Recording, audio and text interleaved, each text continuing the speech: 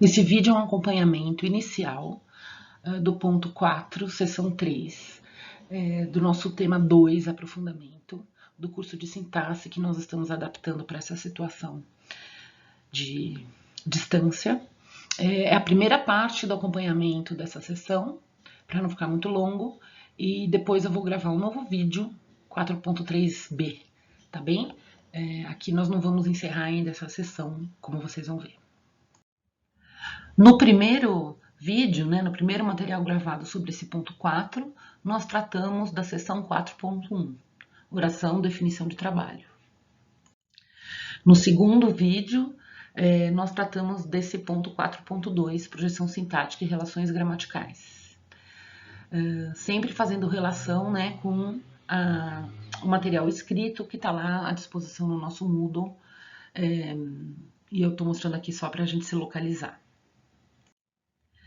E agora nós chegamos a esse ponto 4.3, que tem o nome Relações Gramaticais e as Noções de Sujeito e Predicado.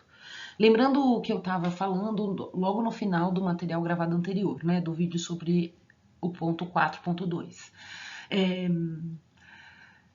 É um ponto importante, eu já falei, mas eu vou repetir, da gente ter sempre consciência ao acompanhar essa bibliografia. Ou seja, há toda uma terminologia, uma metalinguagem que a teoria sintática, na verdade, as teorias gramaticais, de modo geral, herdam, trazem, aportam da gramática clássica, da gramática tradicional, mas que muitas vezes se apresentam para a teoria gramatical, para a teoria sintática em particular, bastante reconfiguradas, bastante reconceituadas, enfim, bastante transformadas. Isso pode ser desafiante ou não. É desafiante se a gente tem muito conhecimento, muita vivência e muita experiência, em particular experiência escolar anterior, com a terminologia e o trabalho de uma gramática mais tradicional e normativa. Se, por outro lado, esses termos são novos e a gente não tem tanta experiência anterior com a gramática mais tradicional e normativa, por exemplo, no plano do ensino escolar, então, na verdade, a gente está conhecendo essa terminologia agora e, portanto, a gente está mais aberta para esses novos conceitos. Então, eu não vou explorar tanto as diferenças aqui nessa minha primeira apresentação, porque antes eu preciso conversar com vocês quando a gente puder, novamente, e saber qual é a relação que vocês têm anterior com essa terminologia. Mas, aqui nessa primeira sessãozinha, já começando a fazer essa ponte com a terminologia mais tradicional, eu quero falar dessa duplinha sujeito e predicado. E nesse material aqui, nesse vídeo sobre o ponto 4.3, vocês vão ver que eu vou ficar apenas nos dois primeiros quadradinhos azuis desse slide aqui, que representa a nossa página 35, porque eu quero ir profundamente nessas duas citações, fazendo relações com o que eu disse no vídeo anterior. Tá? Então essa é a minha intenção aqui nesse material. Vou falar dessa página 35, mas vou falar dessas duas colocações da Inês Duarte, que está num dos itens importantes da nossa bibliografia fundamental, tá bem? Esse é o plano aqui. Então, como eu disse lá atrás, a gente vai usar em teoria sintática os termos sujeito, objeto, sujeito, predicado, que também são usados na gramática tradicional, mas como eu sugeri já anteriormente, a gente vai tratar essas noções como conceitos que remetem às relações que os termos, na verdade, as relações que os sintagmas estabelecem entre si na oração. E é curioso porque o conceito de relações gramaticais acaba sendo tanto, vamos dizer assim, esse termo acaba referindo tanto às relações estabelecidas como a gente acaba dizendo o sujeito é uma relação. Isso é importante, a gente vai explorar mais lá para frente. Para a gente começar a trabalhar essas noções de sujeito e predicado, sujeito e objeto também mais para frente, como conceitos dentro de uma teoria gramatical, eu vou sugerir que a gente comece com essa pequena citaçãozinha aqui da Inês Duarte, num dos itens da nossa bibliografia fundamental. Quando ela vai definir sujeito, ela define assim: sujeito é uma das relações gramaticais centrais. Trata-se da relação gramatical do argumento do predicador a que é dada a maior proeminência sintática. A gente vai voltar a essa definição e a vários elementos interessantes que ela nos traz mais à frente, mais à frente, mas agora eu quero só que vocês notem como aqui é uma perspectiva diferente, né? Ela tá definindo o sujeito como uma relação, ou seja, na verdade, é uma dinâmica da construção da oração, que vai nos levar a chamar um dos seus termos de sujeito apenas porque ele é o proeminente. Mais pra frente a gente vai ver como isso muda a nossa noção de sujeito, que a gente vai explorar bastante mais, tá? Aqui eu só quero dar uma entrada inicial nesse conceito de relações gramaticais. Sujeito é uma das relações gramaticais centrais. Trata-se da relação gramatical do argumento do predicador a que é dada a maior proeminência sintática. Vamos explorar esse proeminência sintática, porque esse é o termo aqui dessa definição que une o que vem a seguir com o que a gente falou até agora. Se vocês prestarem bem atenção no que eu vou falar em seguida, simplesmente o que eu vou falar equivale a dizer proeminência sintática é o termo aqui na definição da Inês Duarte que nos remete de volta à questão do relevo, à questão da hierarquia e, portanto, vai nos explicar, começar a nos explicar esse conceito de projeção. Vamos explorar isso aqui um pouquinho. Voltamos para o João amando Teresa. Não aguento mais o João amar Teresa. Mas aqui eu quero mostrar uma coisa diferente, que é apenas uma questão terminológica. Tudo que eu falei anteriormente sobre essa proeminência de João, né,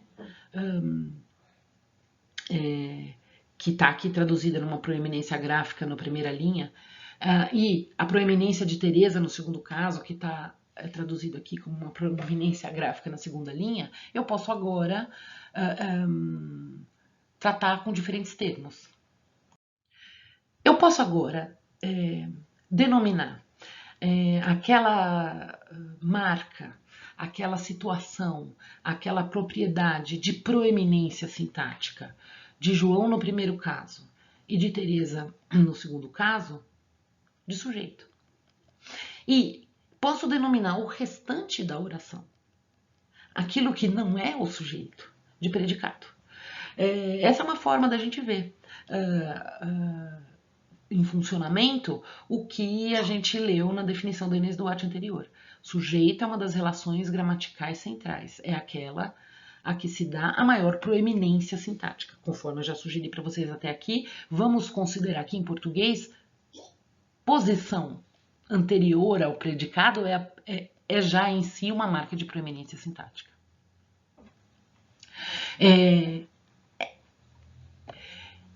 Portanto, vocês podem ver um primeiro aspecto que é importante. A teoria gramatical herda da gramática tradicional, mesmo da gramática normativa escolar, que se forma a partir da gramática tradicional. Muita da sua nomenclatura, mas não só isso, também algumas das suas, vamos dizer assim, dos seus conceitos e noções mais fundamentais. É o caso dessa noção de sujeito e predicado. Né? E a gente pode discutir mais à frente se isso é ou não adequado para uma teoria gramatical. Mas o importante vocês vão ver isso ser trabalhado em toda a bibliografia que vocês estão lendo para essa unidade. Além disso, vocês vão ver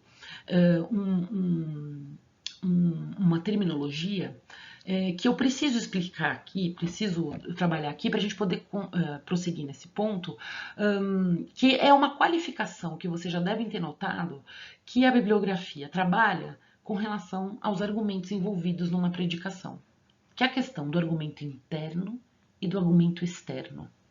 Vou dar um exemplo aqui. Apenas como exemplo dessa nomenclatura que eu quero trabalhar agora, na mesma autora, Inês Duarte, na gramática de 2003, que está na nossa bibliografia fundamental, no mesmo momento em que ela está definindo o sujeito, ela vai dizer assim: um domínio sintático de predicação, isto é, uma oração, contém dois termos fundamentais: o predicado, que é o constituinte ou sequência de constituintes formado pelo predicador e pelos seus argumentos internos, e o sujeito, o constituinte que satura o predicado, ou, em outras palavras, o argumento externo do predicador. Como assim? Argumentos internos e argumentos externos. Essa nomenclatura é muito usada, esses termos estão muito presentes na bibliografia que eu passei para vocês, e a gente não explorou. Então aqui é um começo de exploração. Como é que a gente vai entender isso? O sujeito é o argumento externo e o predicado, e o outro é o argumento interno? Interno a quê? Externo a quê? Né? Então é um pouquinho isso que eu quero explorar aqui agora. Ora, se a gente voltar ao nosso exemplo, que eu tinha destacado para vocês, a gente pode chamar aquela posição de proeminência de sujeito e o restante todo de predicado, a gente vai ver aqui ilustrado, eu acho, né, o sentido mais simples dos termos argumento externo e argumento interno na formulação da Inês Duarte que a gente leu anteriormente. De modo que, veja, a gente pode entender aqui, nesse ponto do nosso progresso pela bibliografia, que o argumento interno ele é interno ao predicado. E o argumento externo ele é externo ao predicado. Então, por exemplo, em João amava Teresa, o argumento externo é João, porque o predicado é amava Teresa, e João não faz parte do predicado, é o sujeito. E o argumento interno é Teresa, porque Teresa é interna ao predicado. Não é uma definição, vamos dizer assim, definição definitiva é bom, né? Não é a noção, o conceito definitivo de argumento externo e interno que eu gostaria que a gente ficasse até o fim, mas é uma boa explicação inicial para vocês poderem prosseguir na bibliografia. Então considerem que na maior parte dos textos que a gente está lendo até aqui, esse externo e interno, quando o qualificador de argumento está remetendo a ser externo ou interno ao predicado.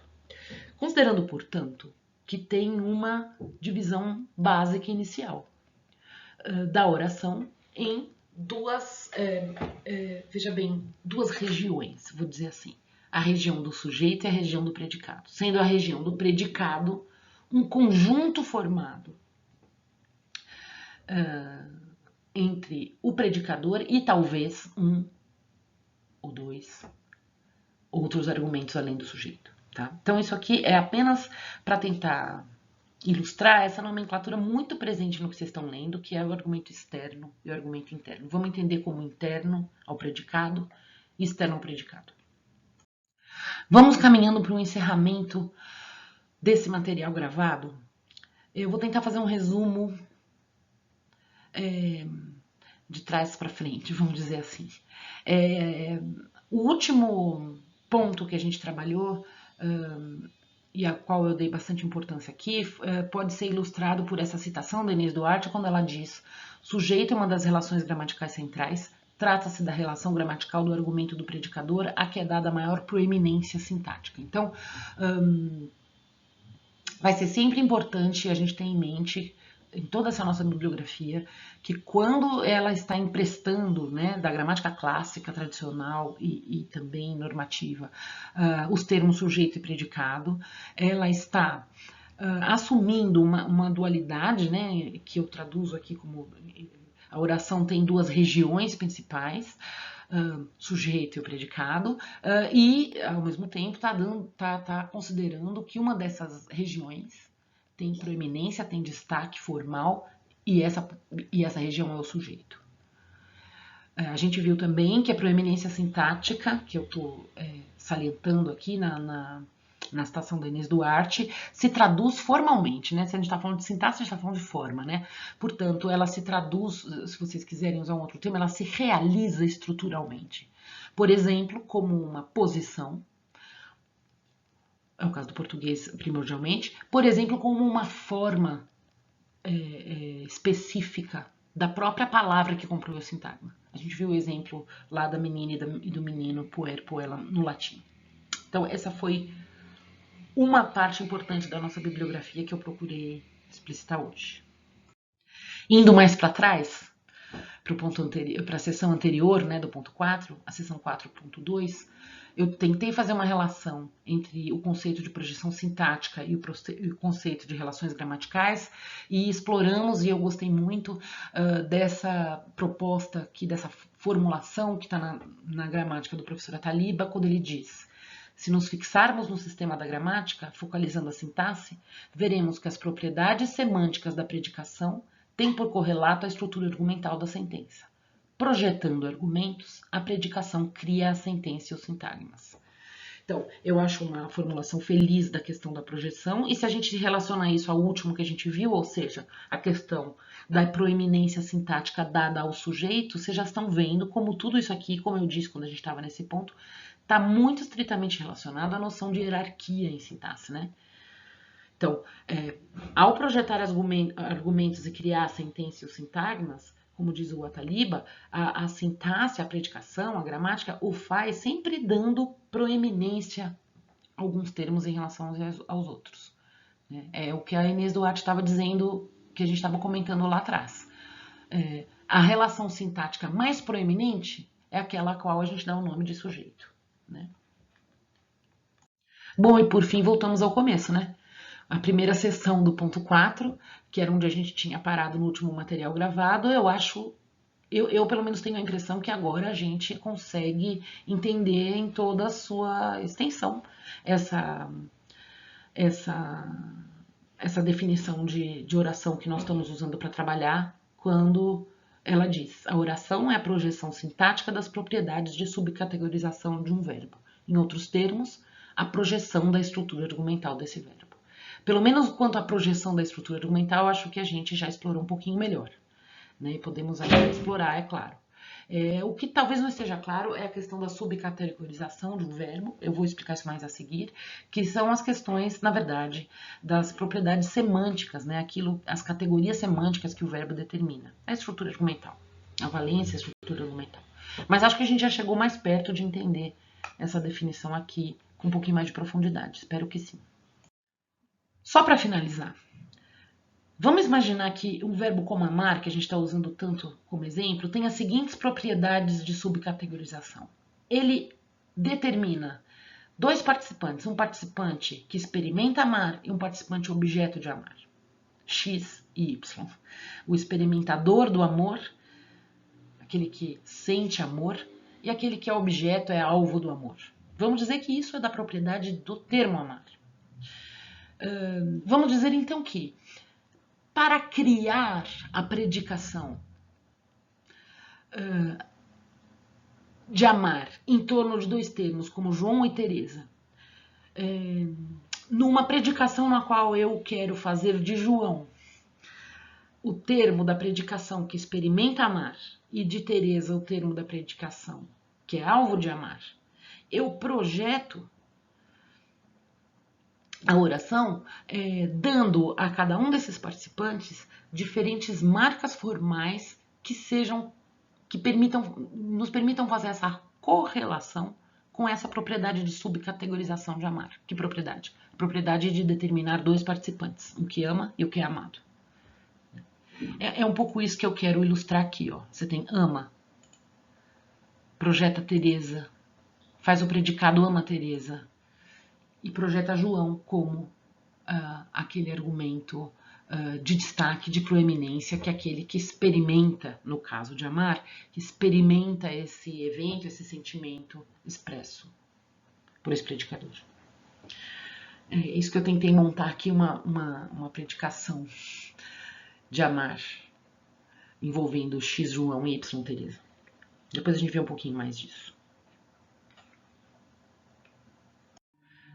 Podemos prosseguir na brincadeira e falar que com esse mesmo predicador amar, eu posso projetar uma outra oração na qual o termo que experimenta amar é Teresa e o termo que é objeto de amar é João, simplesmente projetando Tereza e João com diferentes marcas formais. No caso do português, em diferentes posições, não é isso? É isso um pouco que eu estou querendo mostrar aqui nessa predicação em que eu fiz o predicadinho ama João e depois Tereza ama João. É isso que isso aqui está ilustrando, a gente volta a isso depois. É só para mostrar o avesso do anterior. Bom, até aqui tudo bem, mas eu não sei vocês, mas eu não aguento mais nem o João, nem a Tereza. Ou seja, a gente faz muito tempo que está nesse mesmo grupo de exemplos. Na realidade, mesmo se a gente ficasse limitado ao nosso material escrito para as aulas, para esse ponto e para o ponto anterior, tem tantas outras construções que a gente viu tão rapidamente e que a gente não usou agora nessas últimas gravações. Eu não trouxe essas construções um pouco menos óbvias e complexas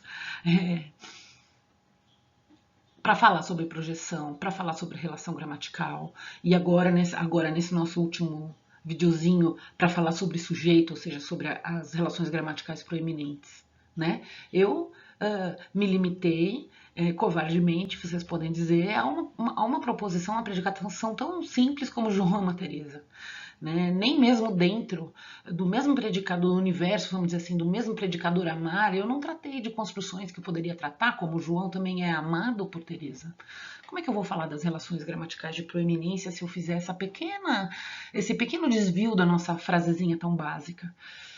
E se eu voltasse para aqueles exemplos que a gente estava trabalhando de modo muito superficial e intuitivo, lá no nosso tema 1, como é o caso também de um outro predicador tão banal como quebrar, e a gente viu, bom, nós podemos construir o menino quebrou o prato foi quebrado pelo menino, o prato quebrou. Como é que eu vou falar da relação gramatical sujeito nessas diferentes orações com o mesmo predicador quebrar? Ou, pegando esse exemplo que estava num capítulo do Perini, com o verbo esquentar, que tinha esse exemplo, esse cobertor vai esquentar demais, significando que o cobertor vai ficar muito quente no sol, e aí depois vem um outro exemplo, esse cobertor vai esquentar demais o bebê, significando que o cobertor vai dar calor demasiado ao bebê. Ou aquelas nossas brincadeiras com o verbo emagrecer, que a gente tinha exemplos com emagrecer, muitos com Britney Spears, por alguma razão. Britney Spears emagrece 12 quilos em um mês, contra namorar Britney Spears emagrece. Como é que esse predicador emagrece consegue construir as orações de modo tão aparentemente oposto, né?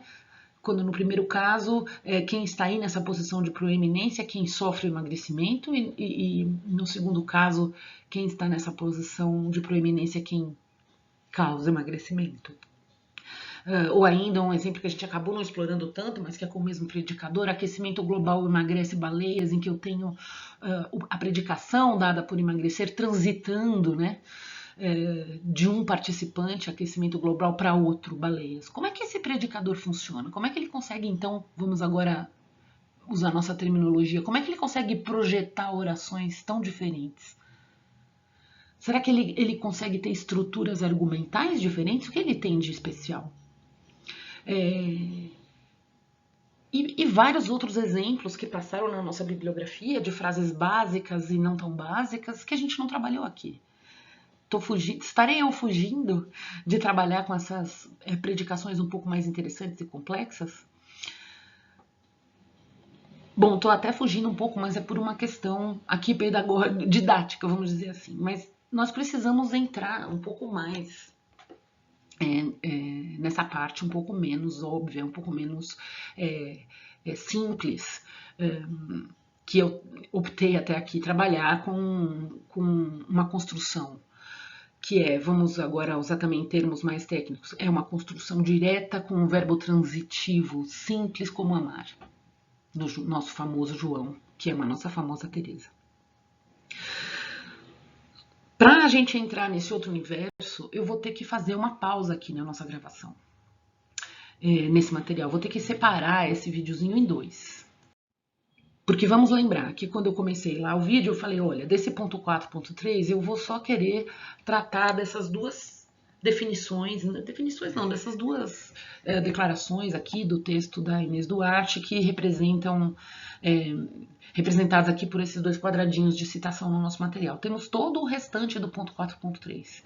E como eu estou fazendo essa tentativa de não fazer um material tão longo, eu vou interromper por aqui e vou fazer um próximo material sobre o restante, tanto dessa própria página 35, que a gente nem chegou à metade dela, como dos outros aspectos da relação gramatical sujeito-predicado que estão nessa seção, tá bom? Portanto, pessoal, vou interromper aqui esse videozinho em que eu tratei. Agora vamos ver de uma pequena parte da terceira seção do ponto 4, tá? E eu vou continuar nessa mesma seção sobre sujeito e predicado num novo material que eu vou preparar para vocês, para não ficar muito longo, tá bem? Até mais.